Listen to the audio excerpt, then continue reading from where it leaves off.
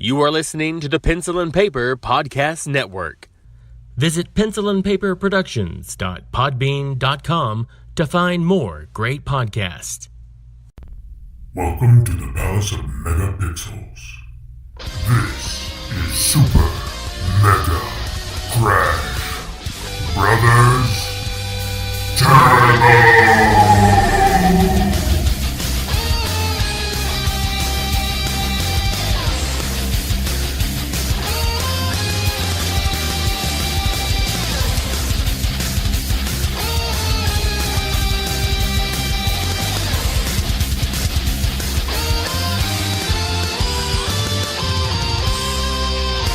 Hello, everyone, and welcome to Super Mega Crash Brothers Turbo. I'm your host, Stephen White. With me is my co-host, Laceya Finley. Happy Monday. How is everyone today? Doing all right. How are you, man? I'm all right. I'm making it. That's about all I can say. Yeah. Yep. Before we step any further into our show, I just want to kind of make a footnote for everyone who may be listening or has been listening for a couple of weeks. You may notice that Todd has been absent. I just kind of want to say that we've spoken a little bit. He is stepping away from the podcast only temporarily. He's having some personal issues that it's kind of conflicting with the schedule of recording, so he needs to focus his time there. We understand. Mm-hmm. It's, I hate it for him that he's having to go through this, and I don't want to go into specifics or anything like that. Just know that send him your thoughts and well wishes. Yes. He's trying his best, and we understand. But he'll be back eventually. It's just right now he needs his time focused there, so it's understandable. Yes, and we love you, bro. Yes, we do. Hopefully we get you back here very soon. For sure. But what have you been playing, Lace? So I tried the new anniversary edition for Sea of Thieves. Okay. So it's been, I played it in beta, so it was about a year ago. And I'll be honest, I don't think I was the market for it. It just seemed very dull. Like we had done all of the content in like a couple of hours, me and a friend, Mammoth, actually, So we never touched it again. There really wasn't a whole lot to do. So the 1 year anniversary just passed about a week or so ago, and they added like a whole new quest line and an arena, which is like a PvP thing and all this kind of stuff. So I was like, all right, everyone seems to have this resurgence for it. They said, hey, they've added a lot of content. This should be fun. So I threw $1 at the Game Pass so we could check it out. And I'm still kind of bored with it. I really wanted to love it. Yes, they added a new quest line, but it didn't really add any variation of gameplay, in my opinion. So it was just, because I don't know if you've ever played Sea of Thieves, but you're a pirate. Mm-hmm. You get these quests in the forms of like riddles that you would have written down on like scroll paper, or, you maybe just happen to find a map and got to kind of figure it out. And it's a pretty large ocean to sail in with lots and lots of different islands, and they're all named something like cutesy. So when you're trying to do the riddles and stuff, you got to put 2 and 2 together and figure it out and sail there, and then hopefully figure out where you got to dig if you're looking for treasure, so on and so forth. So that's pretty much all it was. Rinse, repeat. Find these things, go to an island, dig it up, take it back, turn it in. Maybe run into other pirates on the sea, have a little PvP match for probably an hour because people just never freaking let it go. And then move on. And so to me, all they did was, they added another quest line, but it was the same thing. So it's just a different riddle. Now it's longer because you turn into like this one guy, the mysterious stranger. And so I just don't think I'm the market for it. Now, to be completely fair, I did not do the arena, which is probably the newest game mode because it's focused on PvP. To my understanding of how it's been explained to me, it's kind of like a race. Mm-hmm. Maybe you're all getting the same thing, and then whoever can get there first, and you're PvPing along the way. So since I'm not a huge person into PvP, I did not try that mode. Maybe that would be fun. I just don't think so. So I feel I really wanted to love it, man, because there's this resurgence in it. People seem to really be enjoying it, but I I just felt like it was more of the same for, at least in the adventure mode, which is what I was doing since I don't like PvP, so I didn't go into it. Yeah, it looks great though. It is a freaking fantastically gorgeous game. It is really, but I can't get into it. I think I'm just not the market for it, you know? Mm-hmm. So I think that's a fair assessment on most games because, I mean, there are games that people have loved and gone on and on and on about that I've not been able to get into. So I get it. I think that's fair. Yeah, so I gave it another shot. I was hoping the anniversary. So they did add a bunch of content. So if you are a fan of Sea of Thieves and may not be aware that this is going on, please, by all means. They had like a mixer event with it too, because obviously Microsoft game Sea of Thieves, and with the streaming platform that you could watch like certain streamers do 30 arena matches and get like an Obsidian pack, which was like a special gun, a special drum, because you can play like accordion and drum and all that kind of stuff in the game as a pirate if you want, playing little pirate shanties and dancing and drinking grog and all that kind of stuff. So you get like some special colored packs or items to use in the game, which I didn't even actually know was going on, but I happened to grab it by just watching some people do it. So I just happened to see at the bottom, it was like, hey, collect your Obsidian pack. And I'm like, oh, okay. You had to watch like 30 matches or something like that. So I didn't know I had left it up that long. But yeah, so it's just not for me. I just don't think I can't see me wanting to go back and do it. That's fair. There was just not enough for me to do. I say that by the second time, if you at least give a game another chance and the second time just not doing it, it's not for you. And I did a whole year in between because the last time I played it, it was also on a Game Pass, I think, but it was still in early beta or open beta or something like that. So it seemed to be more complicated then because there was more people on the open seas then. Whereas now I think they're all going into the arena to PvP. So at least it's not like I ran into a bunch of people just to make life hell for me. Right. Because once they find a ship, my God, some people just can't let it go. Like, I'll PvP for a little bit, but after a while, I'm bored with that too. Yeah. So just go away and go do something else. Like, so we're just going to keep respawning and doing this. Okay, fine. Let me fire a couple cannons. Oh, we died. Let's go into the dead person ship and wait it out for a minute. Come back in the ship. Oh, let's try it all over again. Yeah. So, bleh. But bleh. It's a gorgeous game. It's a gorgeous game. I have to give it that at least. Okay. But fair enough. But I'm done with it. Okay. How about you? What you been playing?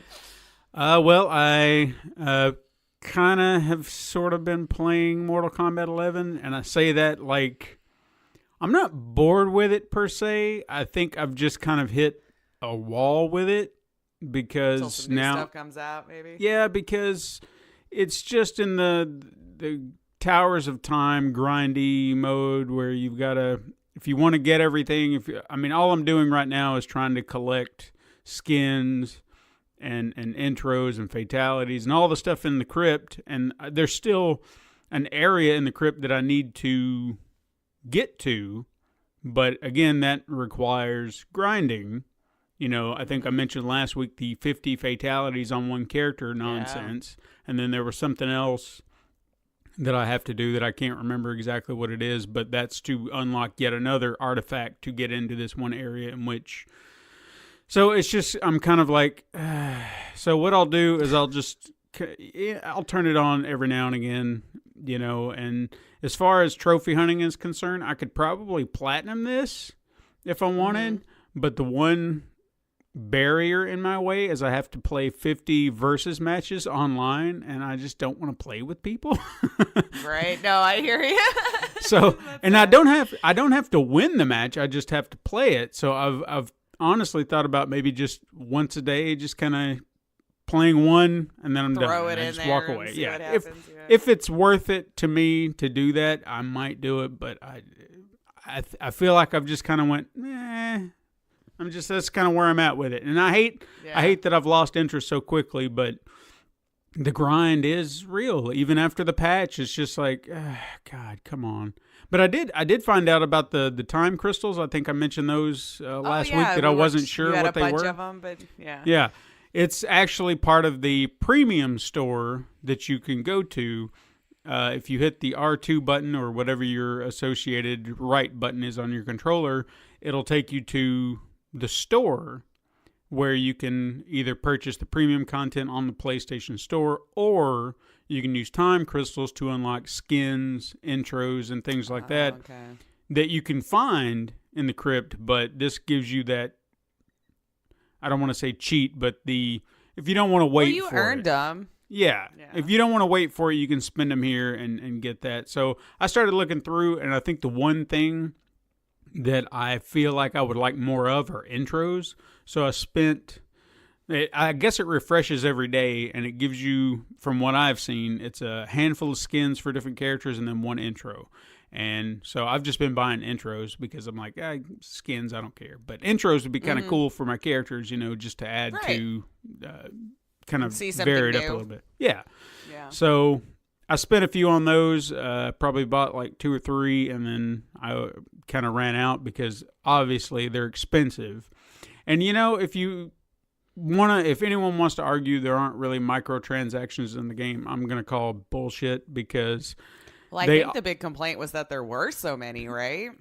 Well, it's, I guess in the vein of what it is, they give you the things you can purchase on the PlayStation Store are time crystals.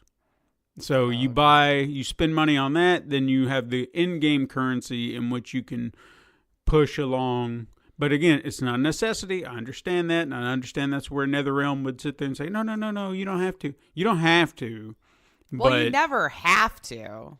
But it's there. Right. So, I don't know. I guess I'll wait and see. The DLC characters will come out. It'll kind of bring me back to it for a little bit, and then I'll just probably walk away again. And now that we know there's no Bruce coming. Yeah. I kind of feel like with that being said... Because I think I put that in the quicket, so we'll go ahead and touch on it here. Oh, sorry. No, it's fine. I jump around. I don't get the notes ahead of time, y'all. So it's fine. But I feel like that discredits that list. I mean, I know that he's just one character, and somebody could have just slid him in just because, but I feel like it does discredit the list a bit. So we'll see. We'll see. Yeah. I don't know. We don't know. But, there was that, and then... I guess after I got bored with that, I decided to finish up Ace Attorney, which I did. Oh, good. And I've not gone back yet. No. Yeah. I'll get to it eventually. But it's still a fun game. I really got me wanting them to make yet another trilogy. So I really, fingers crossed they'll do a second one and then put Apollo Justice, Dual Destinies, and then... whatever the other game is that I can't remember that I've not played. That's why I don't remember it.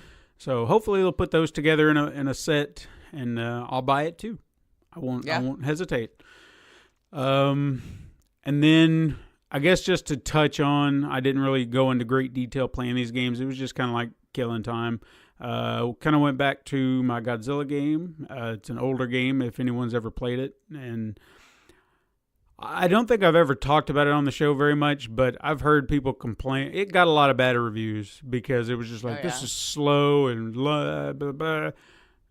You got to be a fan. That's all I can say. You have to really enjoy that world for you to just overlook the problems it does. Because it is. I mean, it's kind of a slog sometimes when you're trying to destroy a city or fight a monster and you just feel like a big lumbering creature, but that's what you are.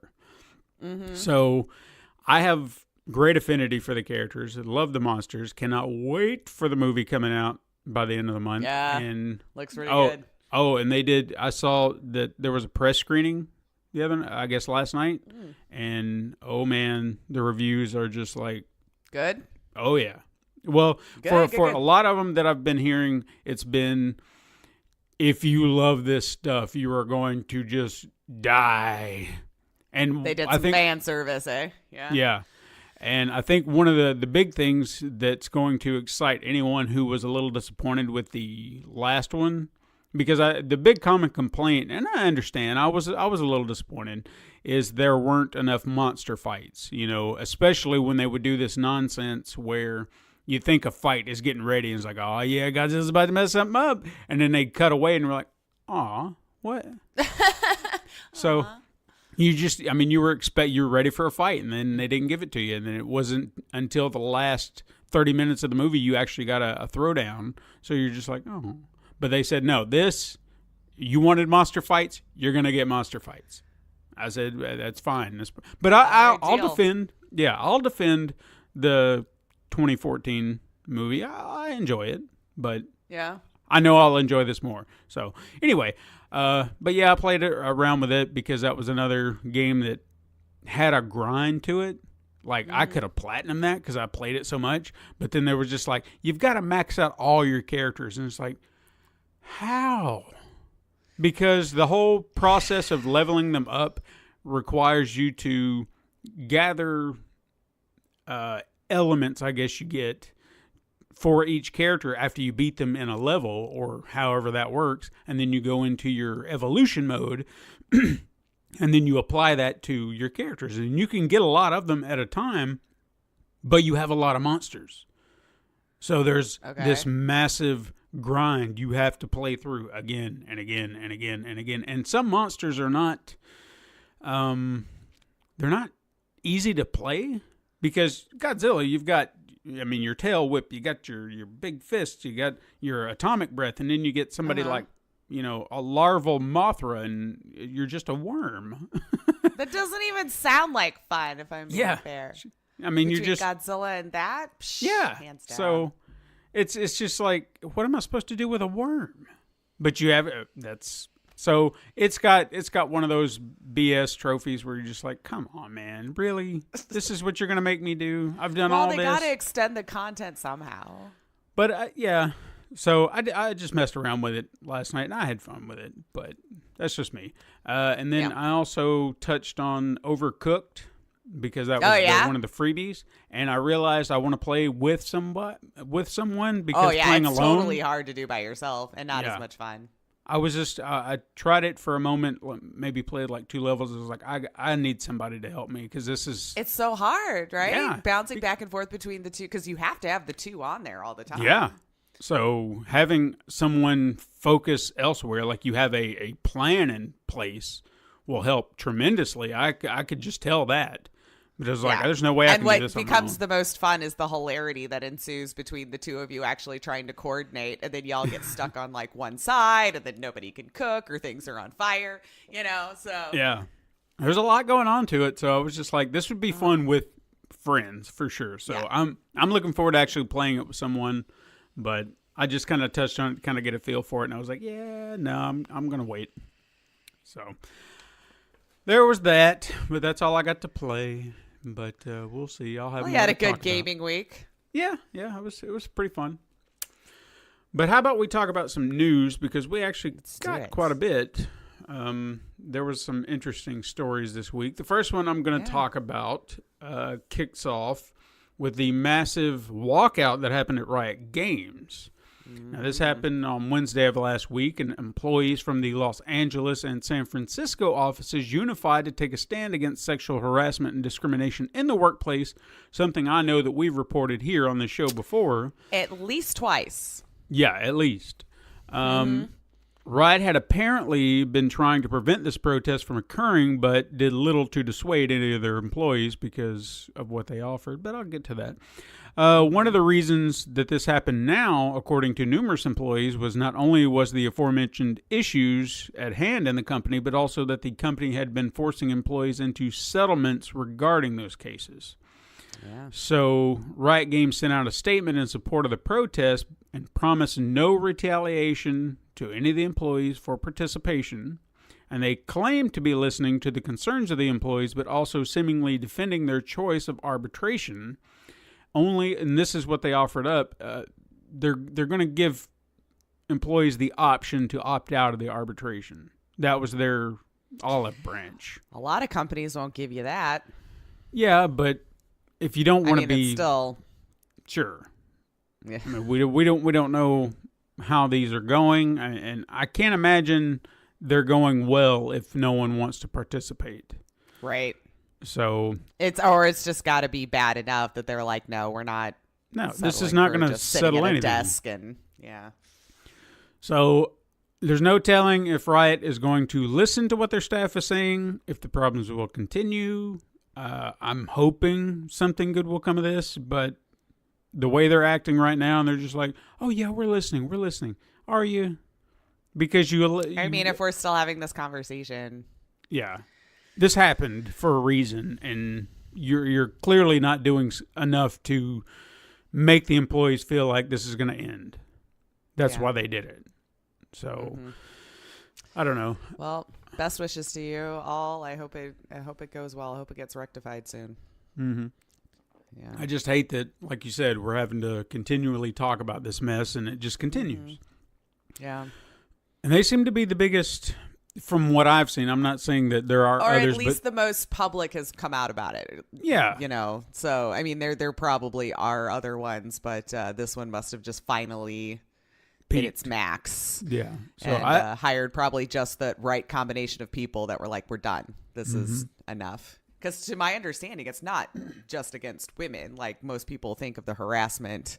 Like it's kind of just like a whole bro culture that even, I guess, the guys feel the need to have to chime in on as well. Yeah, so. But at least that's a good thing on some front, is at least the guys, or at least some of the guys, aren't just saying, it's fine, you know. Right. And it's not just the women. So at least there is some sort of divide, so it can be fairly pointed out that it's, the women, they're just being crazy. No. There are a lot of people who are upset, men and women. So I kind of like that to a point. Yes. The next story I've got is something I felt was going to be inevitable after the whole loot box debacle that we've had over the last couple of years. A senator from Missouri has introduced the Protecting Children from Abusive Games Act, which is a bill. Man.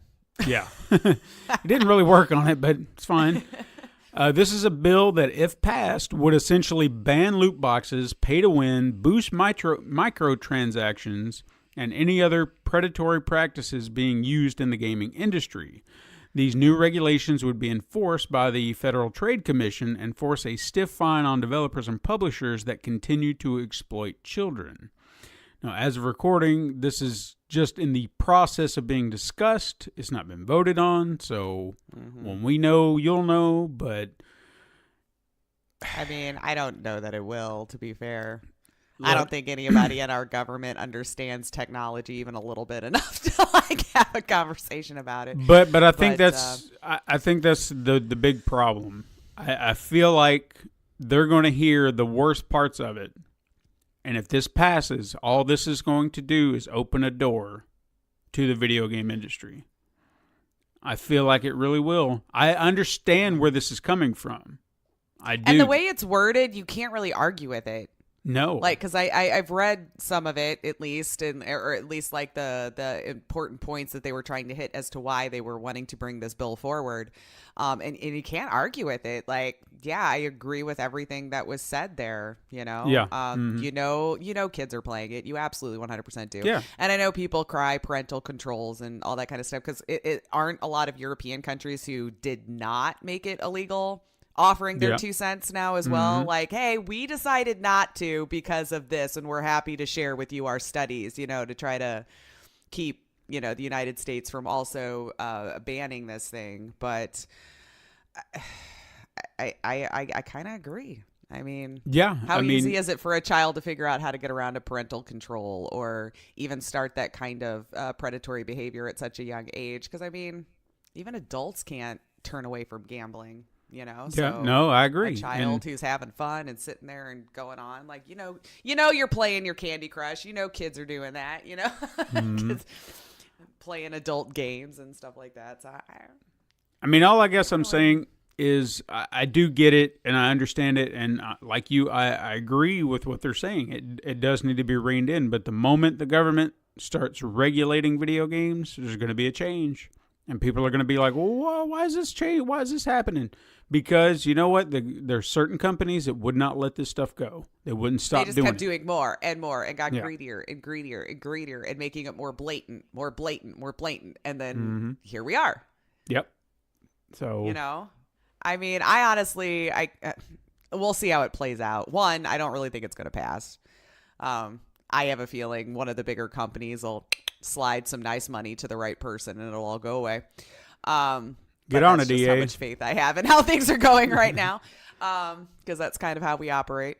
And then, I mean, even if it does, I can't say that I disagree with it being passed. Right.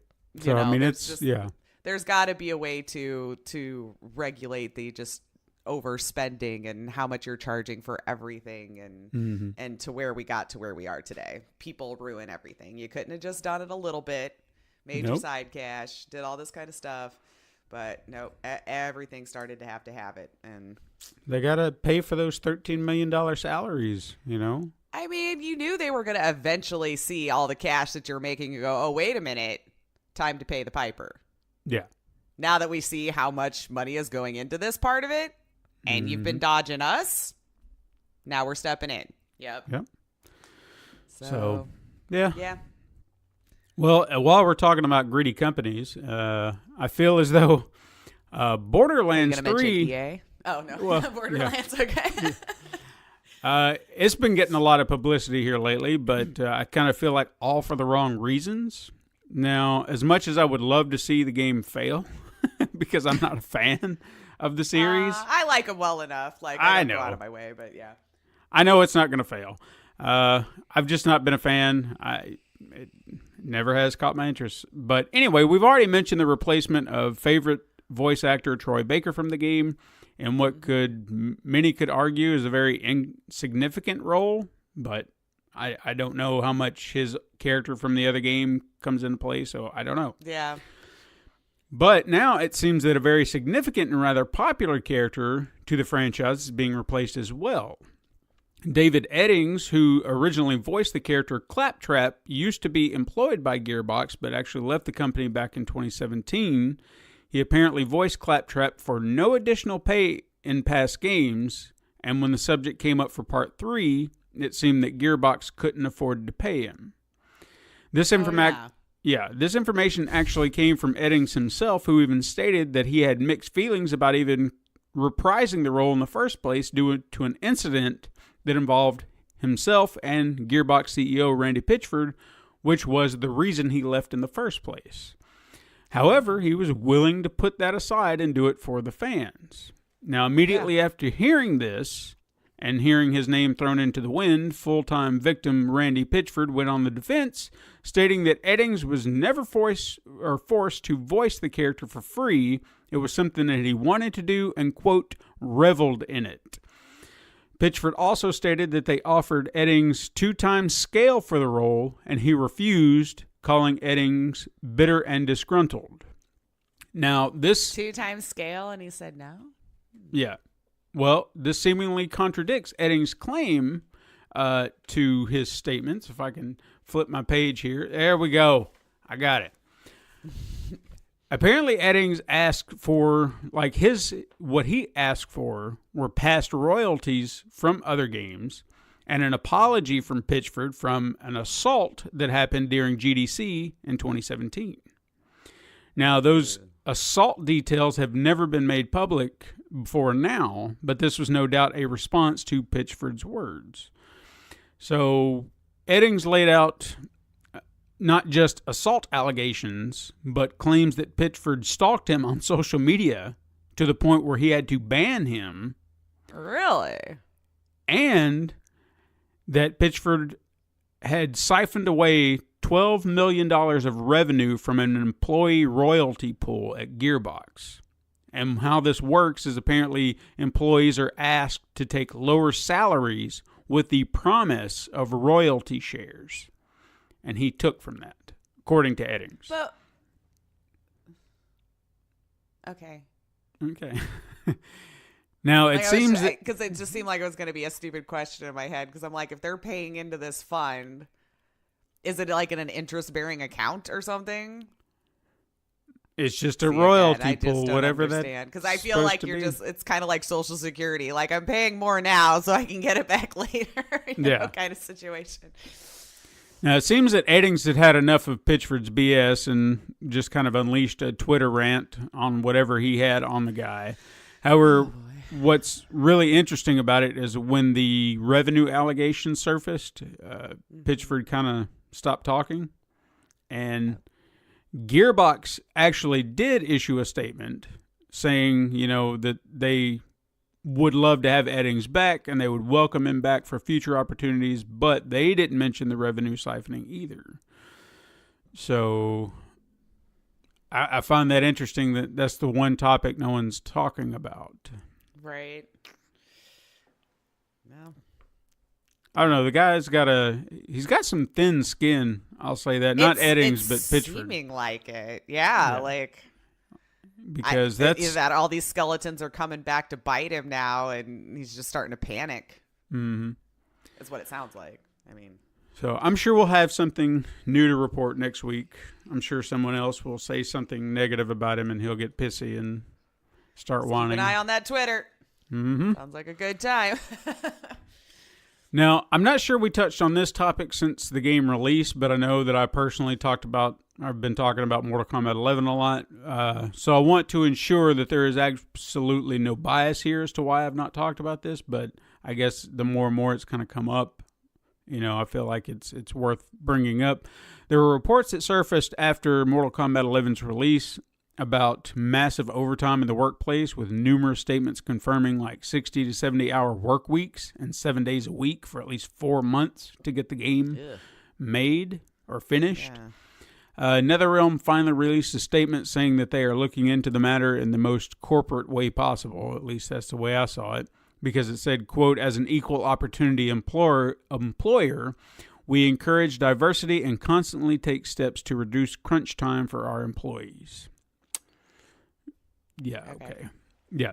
Now, despite that, reports insist that the crunch is still ongoing now due to the recent complaints about, the grind and everything. So they're trying to correct that. They're trying to get that in. So, anytime I hear about this, I've actually kind of buried this a little bit. But a job I had, let's just say well over 10 years ago. Uh-huh.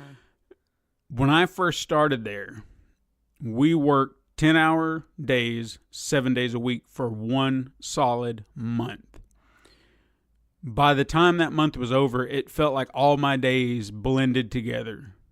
I couldn't. No way. Yeah, it's just you go home, you go to sleep, you get back up, you go to work, you go back home, go to sleep, it's just, and it was just like your brain turns to mush. Doing that for 4 months, I cannot imagine. I understand. Probably longer than 10-hour days. Yeah. Oh, yeah, for sure. So I get it. I absolutely understand it, and I sympathize. If you're doing this, people don't seem to understand. If you're not the one having to do it, you don't understand what it will do to your mental state. Oh, God. And just even your physical, man. You've just got to be worn down all around. It's just, you have to get up. You're just slogging through every day, and it's just, you can't work like that. And I don't understand why companies don't seem to understand that. You can't work like that. People are not machines. Even machines wear down. Right. I don't know if it's that they're not aware or don't care. Don't care is probably it. I just feel like all of these are coming. And again, this could just be me being, cynical or whatever towards larger companies like that, when you've got the top paid ones sitting up at the top that are just they're getting this great opportunity. We're paying them well. This has to happen while I put an extra $30K in my pocket. It's just, that's what they're there for. And especially if they're independent contractors, I would imagine it's we can just hire another one. Well, I kind of feel like any good boss, if you're having to make your employees suffer like that, you should do it too. That's just, to me, that's proper leadership. If you have to do it, I'm going to do it too, because it's not fair to you. So whatever you need. And I would imagine all these companies have plenty of money to pay enough staff that if you need crunch days, you have those people that are coming in for their regular 7 to 8. And then the next round of people who will come in to relieve them to continue on. So you're not constantly making one individual be there for 12 hours. Yeah. I understand, we got a top last year, we got a top last year, we got top. You're making enough to not kill the human beings and make a great product and everyone can live well. Yep. And until that happens, we're going to keep hearing these stories, I would imagine. Oh, yeah, no doubt. You know, this is not the first place that's had this complaint, so. Yeah.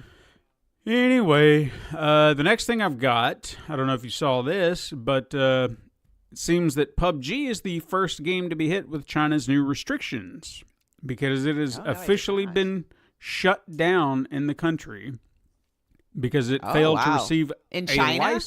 In China. So it's failed to receive its license for loot box revenue. However, Tencent, who actually publishes PUBG in China, did offer up a replacement title called Game of Peace, which is very similar to PUBG. However, and again, if you remember what we talked about with these new regulations, this does not. Yeah, this doesn't. Game of Peace, though, doesn't seem to scream what the game's about. But continue. Yes. Well, again, after what we talked about, what the regulations are, this sounds exactly what they're aiming for. The game features themes of anti-terrorism and Chinese patriotism. Plus, the 70 million PUBG players in the country that seemingly would have lost all their stats are actually having those stats rolled over from PUBG to Game of Peace. So they're still getting their game. They didn't lose any progress. They're just getting a replacement game full of Chinese are they still patriotism. Shooting each other? Or are they just like there's no blood. Together? There's no blood and gore. Sure. That's been removed. Yeah. And you know, I guess there's combat of some sort, but by very definition of what their regulations are, there can't be any death. So I'm confused too. So, maybe they're just getting together, planting trees, doing good stuff for the environment. Yeah. Having a picnic. Maybe it's paintball or something. Who knows? Yeah, maybe there you go. But would the color of the paint be misconstrued as blood? Like now are we in another thin line area? You'd have to make sure that the guns look like paintball guns. And they sound like paintball guns. So you can really placate that it's paintball. But we don't know that for sure. I don't know. We're just speculating. We're just speculating here, people. Yeah. Yeah. So if you know, man, because China's a huge market, man. I'm gonna be interested to see how all of this starts to take shape. I mean, think about that. 70 million players of just PUBG. So you couldn't lose that market. That was going to be a hard hit. So yeah, Tencent knew what they were doing. They were just like, all right, yeah, we can manage this. We'll flip it. We can figure this out. We got you, people. So, yeah, this is the start of a trend, I'm sure. I'd love to see what other games get taken under the knife like this. Probably so any Battle Royale game that's got that kind of stuff in it, because since that seems to be the hugest market right now. Mm-hmm. Because even the free-to-play like mobile games and stuff are still really huge over there. You know what I mean? So it's a huge gaming market. For sure. The last story I've got is just kind of touching on Sony's State of Play video that they did. They announced a few interesting little bits. We got an announcement trailer for the Iceborne expansion of Monster Hunter World, which is set to arrive on September 6th, which I thought, and I could be wrong, I assumed that this was a free expansion, but I happened to notice on the PlayStation Store this pre-order thing, and I don't know if I just didn't see it. Maybe I read it wrong, but that kind of caught me off guard because I didn't know we were doing paid editions. Granted, it could be well worth the edition because it's supposed to be an entirely new world to explore, so I can kind of get that.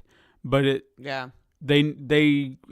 was almost positive they said no, none of that. You know, we're not going to force DLC down your throat for cost. I don't know. Maybe I don't remember misheard. hearing if they were going to or not. I just knew it was coming, but I didn't pay that much attention to if they were charging for it or not. Yeah, so I don't know. I could be wrong, but I'm almost positive I saw a pre-order for that. So we'll see. Okay. I'll look into it a little bit more. We also got an official trailer for the Medieval remake. It's got a release date of October 25th, which now we've got another debunked Truth or Trash, because I was pretty sure that was on there. We got... I don't remember anymore. I'm keeping track. I can't wait till the end of the year to see what we got going on.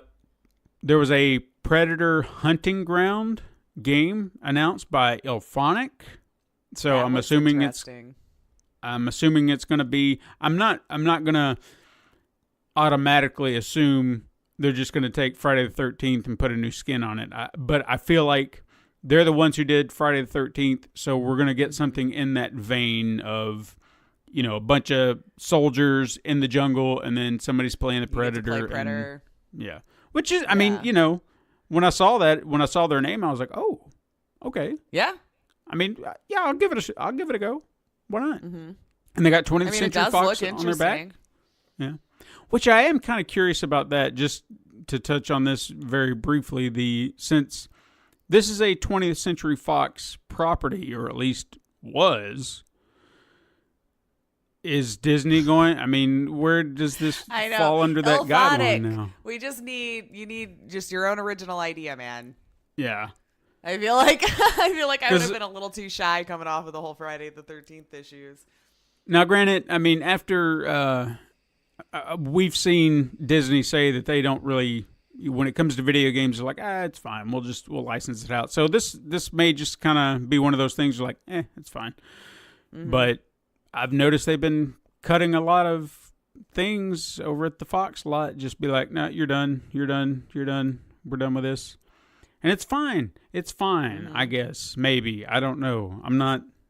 I understand people are losing jobs, so I'm sorry. Yeah. It's okay. I got sidetracked. But the big thing was finally we got a new trailer for the Final Fantasy VII remake, and a promise that we will see more at E3. So hopefully we will get a release date soon. So that's at least what I'm hoping for E3. I want to at least, show that trailer again. I don't care. Just tell me when. Then I'm all in. You know, we need something for E3 because nobody's going, it seems. Yeah, that's true. We need something. But it's been 4 years.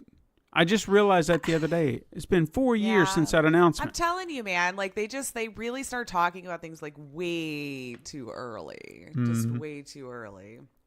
Because I'm almost fatigued by the time it comes out. Yeah, and I remember they did the same with Kingdom Hearts 3. I don't remember when they announced it, but I know it wasn't recent. It was years ago. How long have we been waiting for Death Stranding? Also. Yeah, that's true. Yeah. See, I just feel like all of them are like, wait a minute. Let us get hyped and excited and then ready for it instead of year after year going, still we don't know. Oh, still we don't know. Is this the 33 they're showing it at and we still don't know? Okay. I feel like that's what we've been doing. Like most movie companies, and I've seen changes to this, obviously, but I mean, most movie companies, they know exactly when they're going to release it. So they wait until the movie's, kind of in the bag, and they're just like, all right, go ahead and give them a taste. And then they'll know it's coming here pretty soon. Video game companies, they don't do that. It's just like, we got something. I'm going to show you. When's it coming out? I don't know. But we have an idea. We have an idea. So. And it's going to be a game. And you're going to love what you saw in that trailer, but that's all you're getting. It may not be in the game, but you're going to love that trailer. And it's always that little disclaimer in fine print at the bottom. It's like, not actual gameplay. Yeah, not actual gameplay. It's like, thanks. This is just to look cool. Okay. All right, let's do some quick hits. First thing I've got is Microsoft filed a new patent for a Braille controller that would be able to translate in-game dialogue and chat text. Interesting. Okay. Now, hear me out. Okay. How does a blind person play a video game? Because I was so confused. I don't. My brain could not comprehend. I was like, cool, a Braille controller, but why? Yeah, like I guess that would come up because, yeah. Now, you if know what you're doing in the game enough to make that, and I don't know. I don't know. Yeah, I want to talk to a. If you are the market for this thing, let us know. Yeah, I want to talk about it because I'm so confused now. For example, a game like Phoenix Wright, I could see that being for a blind very person. Story heavy, audiobookish. Sure, yeah. Yeah, there's not a whole lot that you need to kind of focus on, but say you're wanting to play Fortnite, how? Yeah. My brain's having a hard time with this. I can't comprehend it. So I really want to know. For those that are like maybe they're legally blind, but they can still see enough. Okay. You know, like I don't know. Yeah. Again, though, if you're the market for this thing, let us know because this is genuine curiosity. And I really want to know. I want to learn. You know, I'm not. I want to learn. We want everyone to play games. We just want to know how. Exactly. You know. While we're also on the subject of patents, Sony actually also filed a patent for something labeled a posture control system, which is said to be a full-body gyroscopic device for use in VR that would essentially turn your entire body into a controller. Oh, okay. I mean, it sounds cool, but can they pull it off? We'll see. If they can do it. Yeah, if they can do it, I'm all in. I'd love to see it. Because that's I think something we've all been talking about. We need more control in our VR space. Exactly. Make it more immersive that way for sure. Which I think Valve is kind of touching on, right? With having all the different sensors in the controllers. We still have the controller, but it's supposed to be able to track all of your finger movements and all that kind of stuff. So it's little strides. Strides. I do feel like that's what kind of in some way takes me out of the VR experience with PlayStation is the wands. You know, it's just I want to be able to do this. Yeah. You know, move my fingers. And PlayStation, especially as good as it is, I mean, even with just having the one camera, I feel like there has to be, hopefully with the next iteration of PlayStation, like they said, it's supposed to be compatible still with the VR units, that there's some sort of upgrade to it because with the tracking with the eye, I lost tracking so often with it. Like, especially with the wands and all that kind of stuff. So as good as it is for what it is, there still needs to be a lot of improvements made there to make it fully immersive. For sure, which hopefully they're working on too, because they're promising to continue its support. So, yeah. So we'll see. Nintendo announced their E3 Nintendo Direct will air on June 11th at 12 p.m. Eastern Standard Time. So if anyone's interested there, I think they're promising, updates to old games and maybe some new announcements. Maybe the Switch Lite or whatever they're calling it, but they didn't say that. I'm just speculating. So we keep the rumors with what's going on with the Switch. It's quite entertaining to watch unfold from the public. No, it's definitely this. Oh no, it's not. I mean, they hired all these people and did this thing, and I'm just like sitting back going, all right, yeah. But in all fairness, Nintendo does have a track record of multiple versions of something because you had your Nintendo DS, then you had your DS Lite, then you had your DSi, then you had your DSi Lite, then you had your 3DS, and it's just like, Jesus Christ, man. But and it all plays the same games. No. And then after your 3DS, then you had your 3DS XL, then your 2DS. There's a lot of options for the same thing. EA Access is coming to PlayStation 4. So if that's your market, you wanted your EA Access there you go. There you go. And while we were kind of touching on the PlayStation 5, Sony claims that the PlayStation 5 will make loading screens a thing of the past. That is an actual quote. Well, I mean, we kind of seen that was the case, right? A 15-second loading scene that was down to, less than a second? Yeah. It was a blink. Yeah. And I'll say as far as the Pro goes, I mean, it's noticeable in there. I mean, if you play a game on the regular PlayStation and then you move it to the Pro, you can see a difference in how long it takes to load. You know, Okay. there is a noticeable time. It's not instantaneous, but it does move faster. So if they can continue to up that game, you're gonna Let's do it. excite everybody if you can just get into a game. A mobile version of Apex Legends is in the works, since that's a popular game. So there you go. You know, Fortnite's on everything, so you got to do it, man. Sure. Also, a mobile version of Dead Cells is in the works. Oh, So if you want to play I'd that, be curious to see how that would play. That was hard enough with a controller, man. Yeah, no kidding. I can't do games like that. Hopefully it's not like a Dead Cells themed like card game or some crap like that. We're gonna find out, you know. Like, Well, they said Dead okay. Cells, so we'll see. Yeah. Ubisoft announced Ghost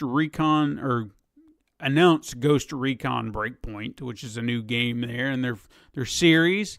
It's going to feature John Bernthal as the game's antagonist, who some people may know from The Walking Dead or The Punisher. And Ubisoft also stated that the game will have no political statements, because they had that issue with, The Division 2, where people thought they were being political. Oh, yeah. Yeah. The game will release on October 4th, but it will not be on Steam. This has been said. Now, it's not an Epic Games exclusive. They just said it's not going to be on Steam. So I was curious about that. Yeah. Because there's a fine line in that print. You know, they didn't say Epic Games exclusive. They just said it's not going to be on Steam. Period. So, like, wait, did you see it was Ubisoft? Yeah. Yeah, then they got their own launcher. So they're probably Yeah. trying to pull a Bethesda, Maybe. make you go to theirs instead. I found that to be interesting, you know. Yeah. Because Because, like, obviously, even if you bought a game from Ubisoft on Steam, honestly, like, it always kicked up their launcher anyway. Like, And I it will be on 100% their always launcher. had to log into Ubisoft. So it's like, yeah, I might have paid for it on Steam, but I was still, like, getting bounced back in and out of I don't know if it's necessarily their launcher, but they still always make you log in to Ubisoft. So maybe they're just skipping the runaround now. Yeah, maybe. A video game based on the film series John Wick was announced. It's called John Wick saw that. Hex. Yeah. And it will be an Epic Games Store exclusive at launch. I'm getting tongue tied. Blah blah blah. Dude, that looks so cool though. I love the art design. I did did see watching the art a little design. bit of it last night, and it does look like it'll be fun. It does look I like haven't it'll be fun. I haven't seen the game in action, so I'm gonna have to look that up. But I did see some of the art.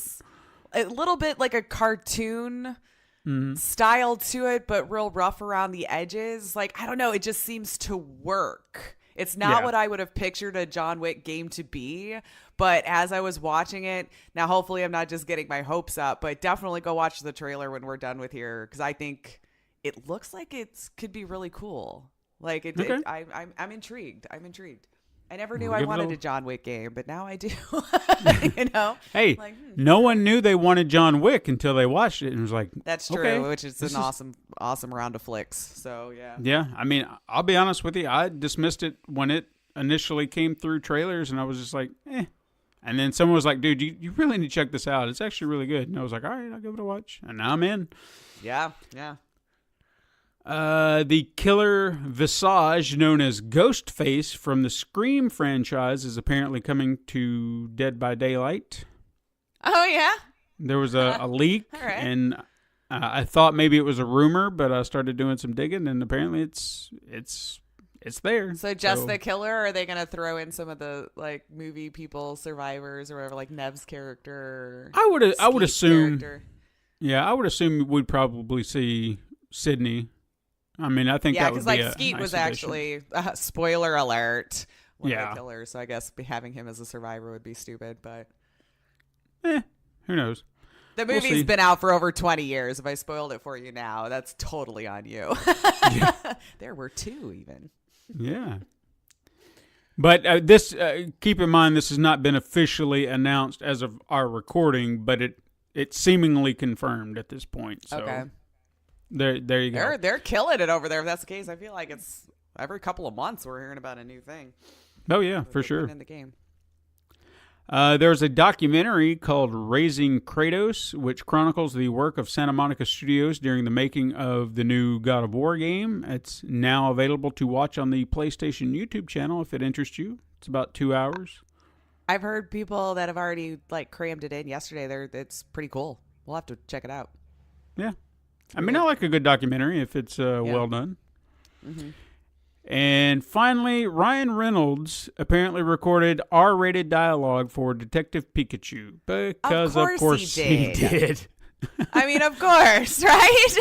Apparently it was enough to make a whole other movie, right? Is that the rumor I heard? Or I think so.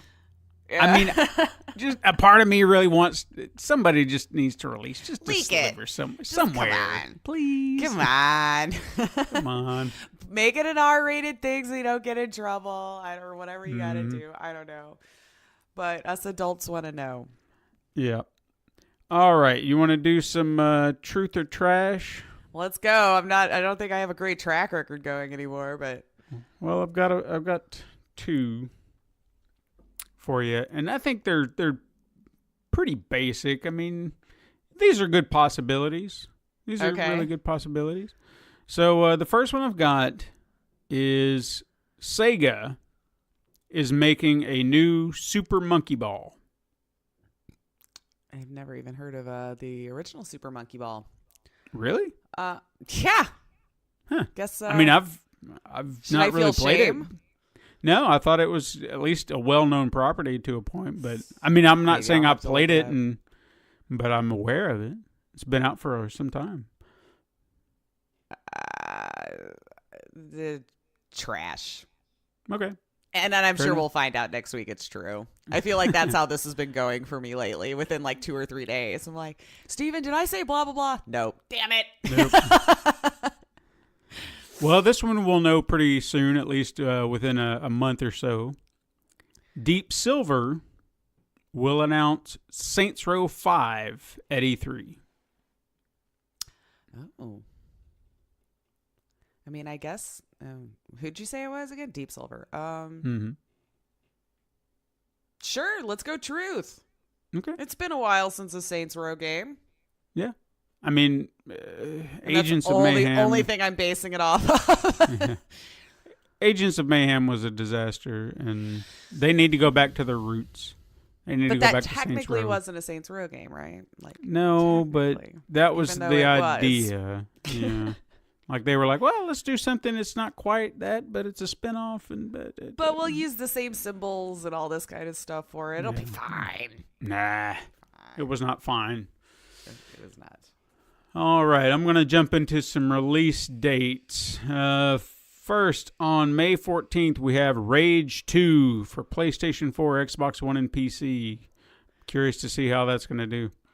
Yeah, I feel like that kind of slid under the radar, too, until it was just like, hey. Yeah, it did.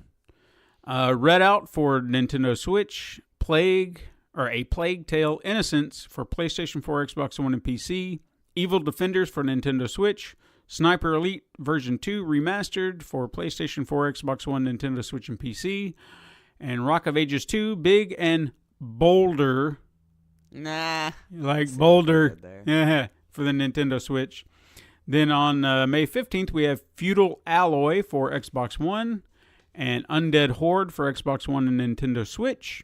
On May 16th, we have Bubsy Paws of Fire, because everybody loves a Bubsy game, for PlayStation 4, Nintendo Switch, and PC. Then we have the Castlevania Anniversary Collection, which I'm kind of excited about, for PlayStation 4, Xbox One, Nintendo Switch, and PC. 39 Days to Mars for Nintendo Switch. Coral for Nintendo Switch, Project Nimbus Complete Edition for Nintendo Switch, and Thief Simulator and Octageddon for Nintendo Switch. And finally, on May 17th, we have Steven Universe Save the Light. OK KO, Let's Play Heroes 2 Games in 1. Whew. for Yeah. PlayStation 4 and Xbox One. That was 2 separate games, just so you're aware. You can get them together. Oh. It's Steven Universe Save the Light and OKKO Let's Play. Okay. Heroes, maybe. That's 2 games in one. It's a package. PlayStation 4 and Xbox One. I just wanted to clarify. Yeah, because that did sound like one really long title. Mhm. And then we have Darkwood for Xbox One and Nintendo Switch, and Akane for Nintendo Switch. Whew. Good job. You want to play our new favorite game called Name That Game?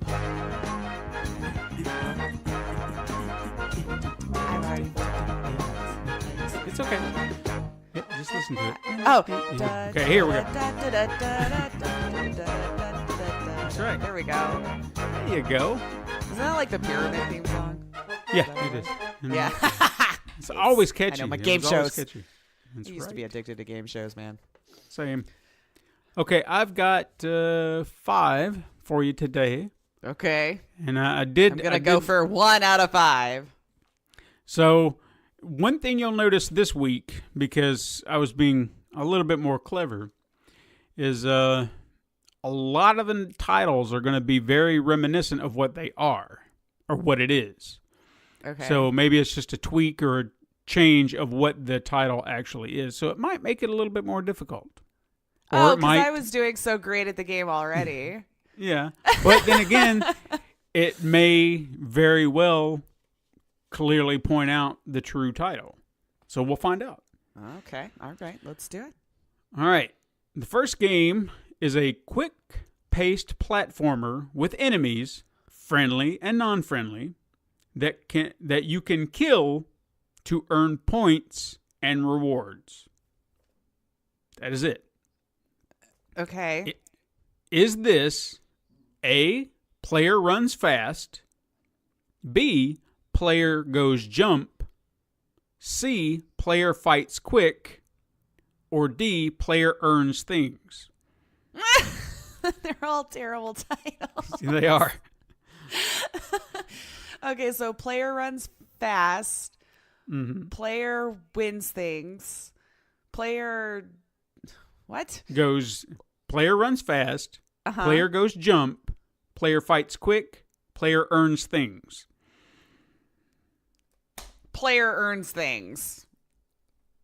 No, it was B, player goes jump. My other I was leaning towards C for some reason. Remember, just go against your gut.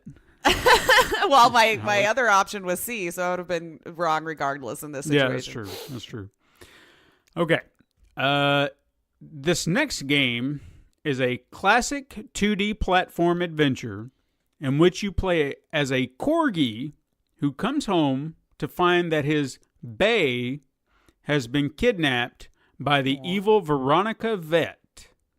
Aww.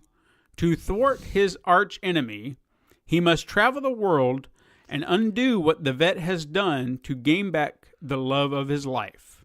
Along the way, he questions the places and characters that he encounters and why Bae was taken from him in the first place. Is this A, Peanut, B, Corey, C, Bae, or D, Mutt? I love how your face dropped. Like you were just so done. Like, because by that look is, oh my God, one of these is the title of the game. Yeah, it is. Jeez, Bebe, Corey, Mutt, or Peanut. Oh, Jesus. Corey. Maybe the dog. Corgi. Corey the Corgi. It was A, Peanut. It was A? Yeah, Peanut. Peanut? Mm-hmm. I'm done know. with you guys. Who are these developers? I need to don't start know. writing some strongly worded letters. I don't know. Okay. This next game Peanut. is an interactive, live-action, found-footage comedy horror game that features some internet personalities that you may or may not be familiar with, playing as friends in an online video chat that is taken possession. That is weird. By one of the other character's brother, all because they didn't subscribe to him on his MyTube channel. Did you follow that, or do you need me to try again? I don't know that I did. I think up until the take possession of with the brother is where I got completely lost. Their print, because again, I pull these directly from their description, so maybe they need to reword. You. Okay, let me try that again. Okay. It's all the things that it is: comedy, horror, found footage, live action game. You play as friends in an online video chat. Okay. Which is taken over, let's just say that, it's taken over by one of the characters' brother. Okay. All because he didn't subscribe to his MyTube channel. So he bogarted their video chat. Correct. Not sure why I see what the complication is here, but sure, okay. So is the title... Yeah. Is it A, the streaming possession, B, 1 million dislikes, C, unfriend me, or D, unsubscribe the game? D, unsubscribe the game. You are correct. Was I? I was thinking, I'm like, crap, he's going to say the freaking streaming possession or whatever the crap it was, the first one you said. You are correct. Good job. I said 1 out of 5. Yeah, I mean you've got at least a record. Your stats are at least pretty good. You're going to get one. It's not going down at least, right? Not getting worse. Right. Okay. This next game is a top-down shooter that is set in a very sexy galaxy, not far from our own. Okay. Explore the system while searching for clues to uncover secrets about the evil Cyberblock Initiative. Jump into perfect space dates for some casual bullet hell action with lots of visual incentive from the girls. Fearless space pilots will do whatever it takes to help you destroy enemy ships in your path, and remember, their adventures have no limits. I don't know what casual bullet hell action is, but yeah, there it is. Is this... He's very lazy when he shoots the gun. Perhaps. Is this A, sexy space, B, cosmic crush, C, lunar lust, or D, planetary poontang?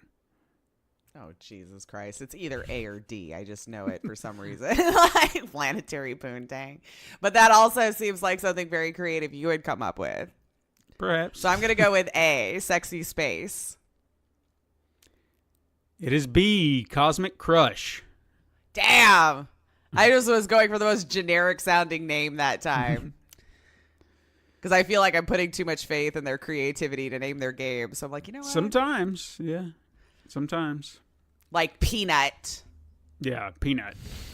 Why not Corey, you know? Right? Like, I guess maybe the dog's name is Peanut. I don't know. Maybe there's something else we don't understand about the game. He's allergic. That's the problem the whole time. The vet just throws peanuts at him every time he comes to the... I want my bae back. I want my bae. The last game I have is an adventure game with an amazing story and unique puzzles about a man named Murat who tries to figure out what happened to him and his love after they fell onto an island they have never been. The cinema device in the mysterious room acts as a portal to different time zones. His brother and friends help him remember the incident, but first, he must help them get their freedom back. Got it? Okay. Sure. Yeah. I'm trying to follow and paint a picture in my own head, and yeah, totally. Yeah, sure. Mm-hmm. Is this A, transcendent trust, B, divine doubt, C, spiritual suspicion, or D, platonic paranoia?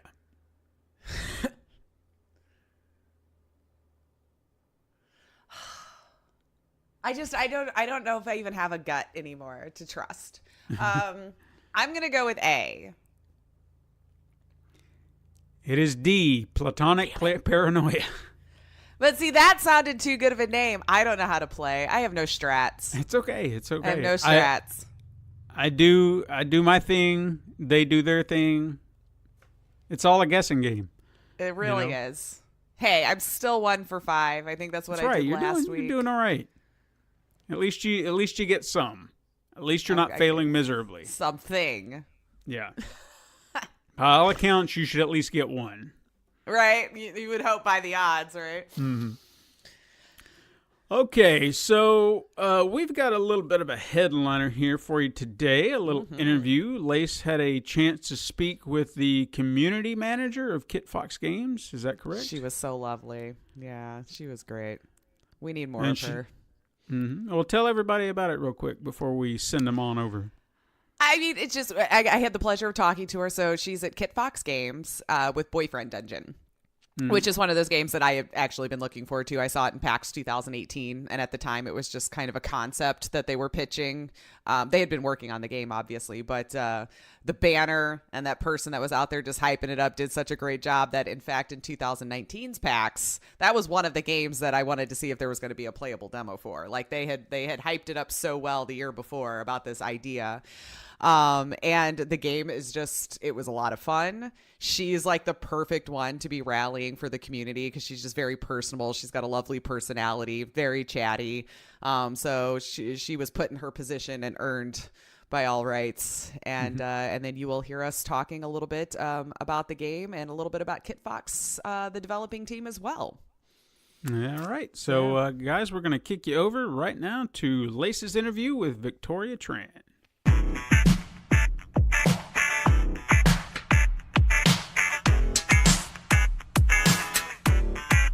Meeting you was easy.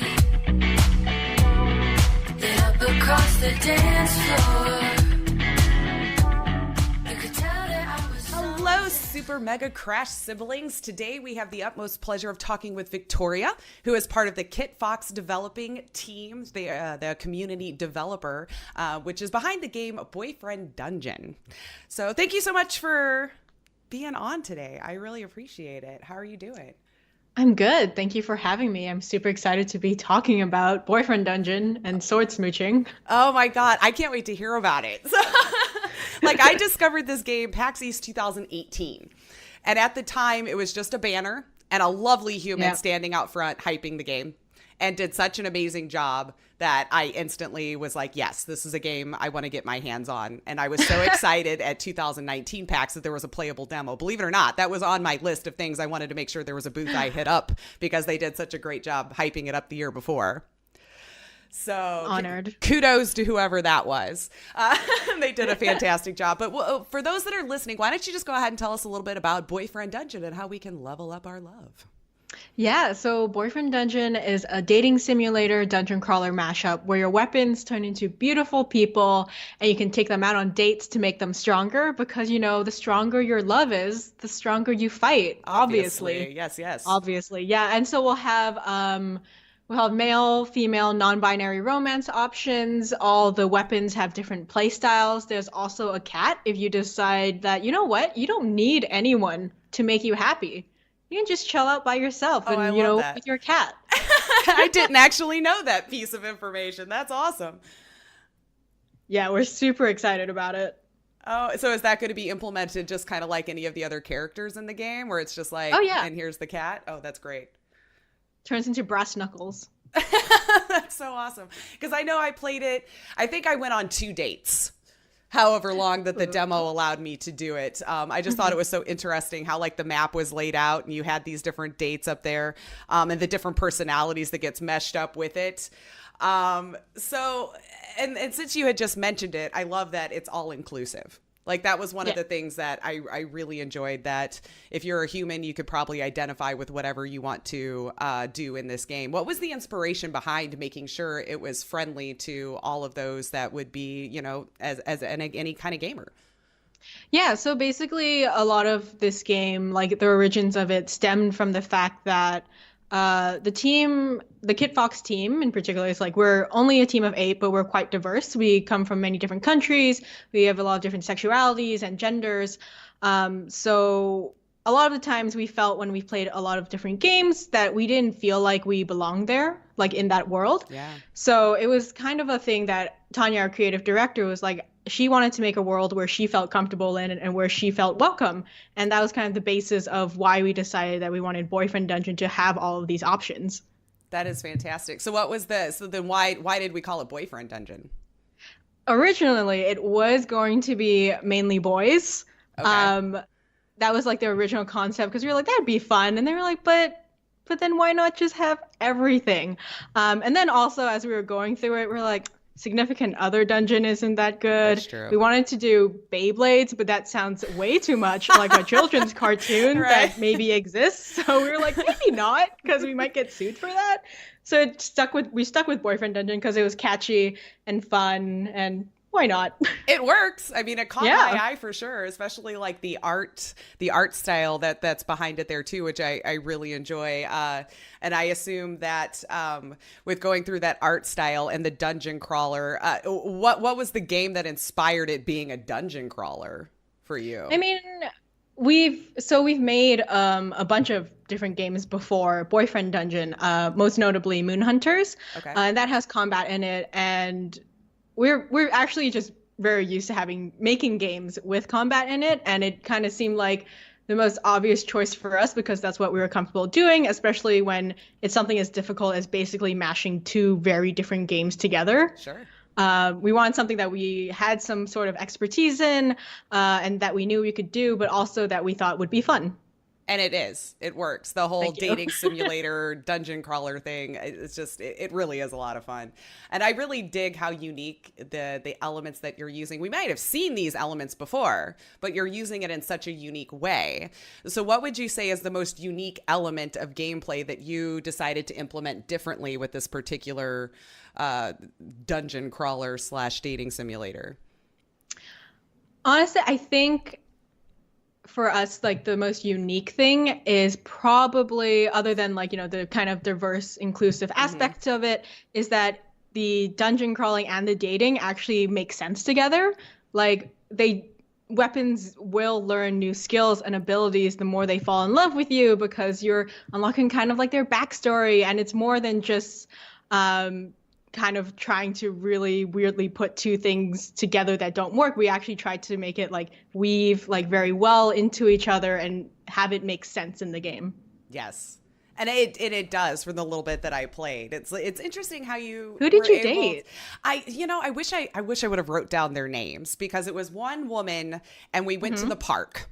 Valeria, the dagger. Maybe, because she kept mentioning how, you know, we had to meet in an open place, and she had a friend ready to come check in on her just in case, you know, and that's then, you know, this strange guy comes up to, you know, what's going on over here, you know, and I did some smart alecky response like, what's it to ya, you know, and she's like, you passed my test, basically. I'd like to go out on a date with you again if I didn't scare you off, kind of dialogue, you know, and I'm like, all right, yeah, no, I can dig a woman who looks out for herself, you know. For sure. Oh, yeah. So I think I did use her going into the first dungeon that I went to. And I want to say I went on a second date with another guy, but it was in a club setting. And his female friend was warning me off from dating him. Yeah. And I told him.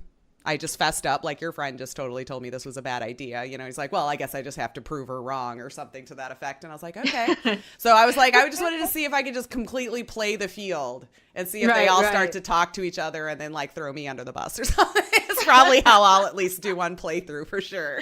Just be as trampy as possible and date everyone I possibly can get a hold of. Honestly, we're building the game so that you can date everyone you want, anyone you want, and there won't be any consequences, because you know what? They're polyamorous. They totally don't mind. I They'll love let that. you do whatever. Polyamorous. Oh my God. I I'm so freaking full of love puns. that. I'm just ready to drop them. Please, please, please. I'm the right audience for it. I tell you what, dad jokes and me get along really, really well. Perfect. But no, this is great. And I also, doing a little digging, I saw like with your marketing campaign, I feel like that was just done so well. Now, I didn't realize that the game had been in development for about 5 or 6 years now. Wait, it has not. No, it hasn't. Okay, correct me. I'm sorry. It's been going on since 2017. Oh, okay. I just did math wrong. Okay, so was 2018, was it still just an idea, barely in concept? No, in 2018, For the it packs. was a Kickstarter. Okay, because that was Probably what I not where you wanted got to that. actually lead towards, because since you guys did decide to do crowdfunding as opposed to going to publisher and just crush that goal, right? Thank you. What was it that you think resonated so much with people that they just threw money at it so quickly? Wasn't it within 6 hours or so that your goal was reached? We got funded in 6 hours, which was wild.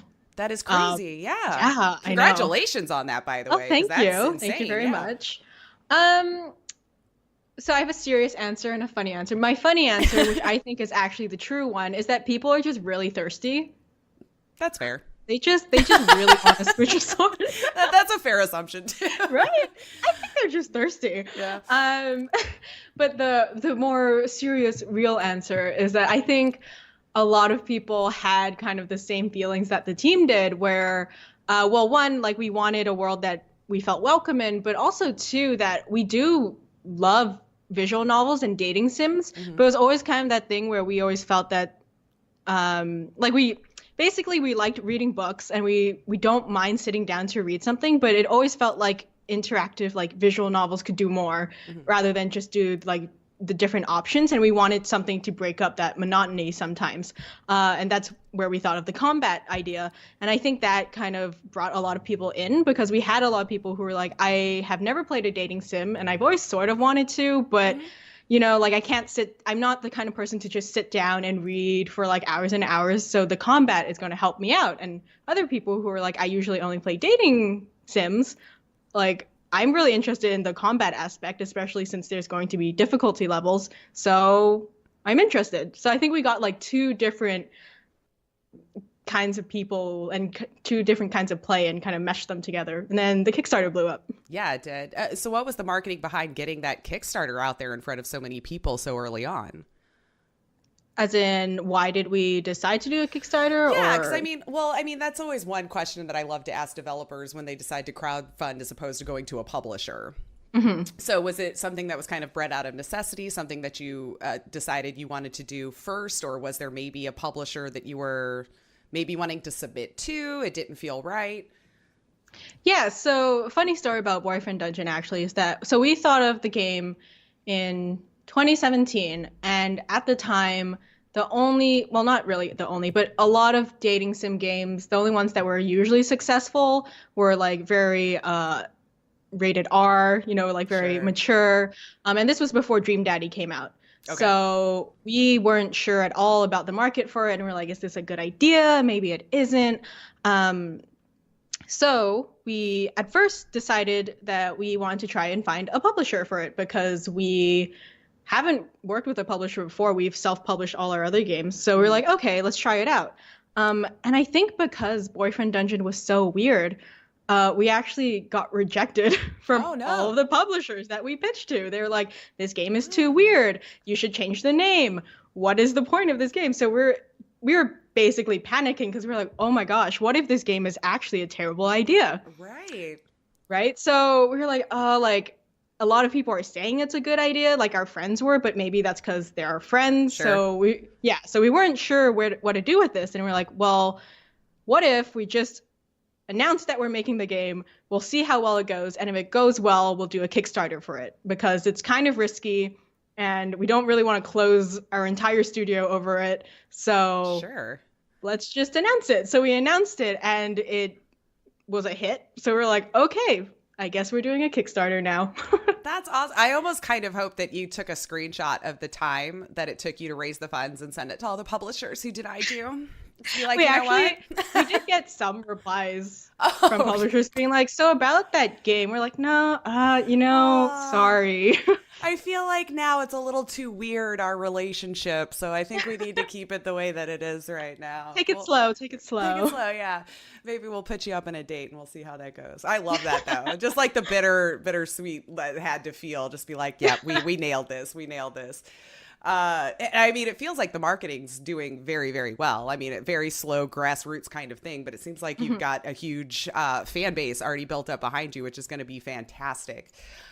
So what would you say has been the biggest challenge then thus far, outside of, it seems like funding got nailed, which I feel like is always the hugest goal to overcome as an independent developer. So outside of that, what would you say was the biggest challenge then? Now it's making the game. Fair enough. Which is like, and we expected it to be difficult, but it is literally having to make two very good standalone games. So it's a lot of time, it's a lot of resources, it's a lot of iterations. So just on the studio level, we're just trying to make the game as good as it can be and live up to expectations. Absolutely. And you said there's 8 people on your team. Have you had to expand at all? No. So the thing is, it's 8 people on our team, but we're actually working on 2 different projects. Oh, nice. Yeah, so there's one unannounced game that we're working on right now, and 4 people are currently working on Boyfriend Dungeon. So yeah, that's kind of interesting. Plus, we're doing publishing ourselves, so Yeah, busy. whole time. It's a busy time. I'm very thankful you had enough time to carve out and talk with us now. I'm hearing how much you guys are doing. So, and then you already kind of said, so this is just a much bigger type of game that Kitfox has developed in the past. And so what would you say as far as like sound design goes? Because unfortunately with me being at PAX, I couldn't get the full immersion. As you know, conventions are insanely loud, and even with headphones on, you lose a lot of that. What was there a challenge in finding the right music to fully immerse you in what was going on? Do you have one person that writes the music for you? Yeah, we actually have an audio director, Omar, who's been amazing and giving us a lot of good feedback. And Ramsey has been, or Marsky, I guess, is his artist name. He's been doing all the soundtracks. Like, it's a fully original soundtrack for Boyfriend Dungeon. And he's worked on a game called Nog before for co-op. And Co-op is one of our office mates, and they actually told us about him, and we love the sounds he made, so we got him for Boyfriend Dungeon. And him and Madeline McQueen, who does the vocals, have been amazing, and we basically give them like an idea of what we want it to sound like, and they make it happen, and it's magic. You've just been nailing it. Sounds like you guys, good headhunting for talent then there too. Is that a group effort, or is that all you? Can we pat you on the back, or? Oh no, you can pat Tanya, our captain, on the back. She is the powerhouse of this team. Excellent. So how did you all come to be Kitfox? Yeah, so Kitfox started in, I guess, 2013. It's been 6 years now. Okay. Yeah, Maybe that's where I was getting my math wrong. When that is probably where you're getting it. That could be it. Yeah, so they started off as part of an incubator program in Montreal called Execution Labs. And basically it was Tanya X Short, Jongwoo Kim, and Shinran Liu who kind of found each other because there's a really good kind of Montreal indie scene here. They've never worked with each other before, but there's basically a meetup going on, and Tanya had asked them to be on the team and to co-found this thing.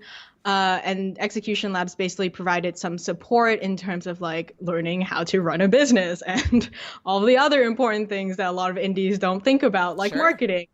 And yeah, that's kind of how Kitfox started. And since then, we've just grown and grown very slowly, but we've been growing. It seems like it's doing it the right way, though. Like, there's something to be said about growing organically from the roots like that, as opposed to just blowing up at one time and it kind of comes and goes. So I think that's building a really great relationship with your fans. Is how I would look at it. Because I mean, do you guys have a Discord, right, for the developing team? That's awesome. I need to get in there. I tend to bug a lot of people in the Discords. I have the power of killing conversation, though. I'll just let you know. I come in, I'm like, hey, and then nothing gets said. And I'm like, wow, should I use this power for good or evil? Bring it. I'm ready. Let's see how it works out. Excellent. So do you have a favorite character in the game then? Is there one that just resonates with you? Gosh, okay. It's so difficult because every time I see like a new transformation sequence for one of them, I instantly fall in love. But for now, I think it might be Sunder, the like super flirty type that you got to date in the demo. That's the one who runs the club. I don't know, there's just something about him where he's just like, he just called me cute once in a text message, and I just fell for him. I was like, oh no! What was that? Like, the girlfriend was trying to tell me no, and I'm like, you know what, though? No, I think I'm going to have to go on another date with this guy. I know, you want what you can't have. Quit telling me what's good for me. I'm going to prove you wrong. Exactly. Oh, we're just stubborn, apparently. Oh my gosh. Well, and that's what I would do. But we've already discussed that I'll probably just try to take as many of them out as possible. You know, you just need all the weapons at a lady's disposal, or a man's, or they's, or whoever is playing the game. Oh my gosh. So, my gosh, thank you so much. I feel like I could just sit here and chat with you for a really long time. I just want to be respectful of your time, though, because it sounds like you've got a lot going on. But so the game, guys, is Boyfriend Dungeon. You can wishlist it already on Steam. Yes. I know there isn't technically a release date yet, I would imagine, right? It comes out when your heart is ready for it. Or what it says here, when your weapons are beautiful enough. Just yes, got to get that polish on there. Excellent. Well, why don't you tell everyone where we can find Kitfox and how we can keep following along with Boyfriend Dungeon? Yes, so if you would like to keep up with all things Boyfriend Dungeon and or Kitfox related, we're on Twitter, twitter.com/Kitfox Games. We're on Discord, discord.gg/Kitfox Games. Facebook, Kitfox Games. Basically, Kitfox Games everywhere. It's nice that you could nail down that name for across the board, because I know some people with branding, there always seems to be one that somebody stole. Yeah, I have a secret shame where our Instagram is real Kitfox Games. Mm-hmm. I had to do that once. Actually, before my name. Like, the Laceya Finley. I'm like, who's Laceya? Nobody's named Laceya. Who's doing Lacey A and taking my name? You know, who cares about your middle initial, Lacey? You know, but it is what it is. Excellent. Well, we're going to have the links, of course, to all of those things in the description below of this podcast, guys. So go click on their Twitter, their Facebook, go in their Discord, chat along with them. They sound like amazing people. Hey, I hope we can talk to you and some more of the developing team when it comes closer to release. Yes, for sure. Thank you so much for giving us of your time today. I really appreciate it.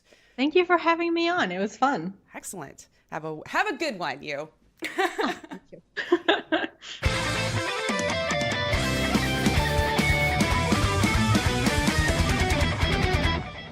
All right, there you go, guys.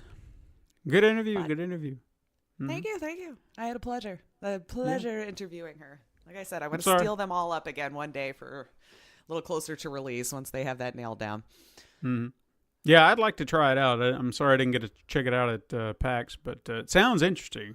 I mean, it's such a unique concept, or at least the way that they're implementing all of these things that you might have played in another game before, but it's very unique in the way they're utilizing it. So it's going to be good. It's going to be good. Yeah. Join their Discord.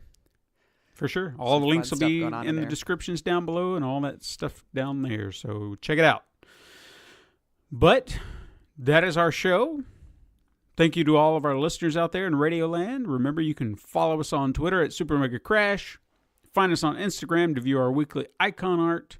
You can shoot us an email at supermegacrash@gmail.com if you ever just want to say hello, whatever. We'll read it on the show, should we ever get an email. Right. You can also support the show by pressing a like button. You can leave a review on your preferred platform. Tell people what you think of us. And you can even go to patreon.com/pencil and paper productions if you so choose. Should you want to share the love to your friends, tell them to find us on the Pencil and Paper Podcast Network, found on Apple Podcasts, Spotify, Podbean. Spotify. That was great, though. Spotify. That's a new podcasting platform. It's all y'all don't even know about it together. yet. We're the first ones on it. Spotify. We're the first ones. You guys, join on. This thing's great. Mm-hmm. Anyway, it's found on Apple Podcasts, Podbean, Spotify, Google Play, Stitcher, and Spotify, or wherever else you listen to your podcast. Right now. Who wants to give us money? Thank you so much for listening. I am Stephen White. I'm Laceya Finley. Join us again next time, Super Mega Crash siblings. But until then, game on.